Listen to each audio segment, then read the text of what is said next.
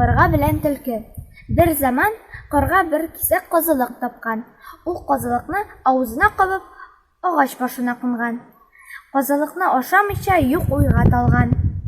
Шул заман төлке казылык исен сизеп карга кунган агач төбенә килгән. Төлке ничек кенә булса да хәйлә табып казылыкны алмакчы булган. Койрыгын уңга, сулга тибәреп, майлы күзләрен каргадан алмый, аны мактарга керешкән. Бик тәмле сүзләр әйткән.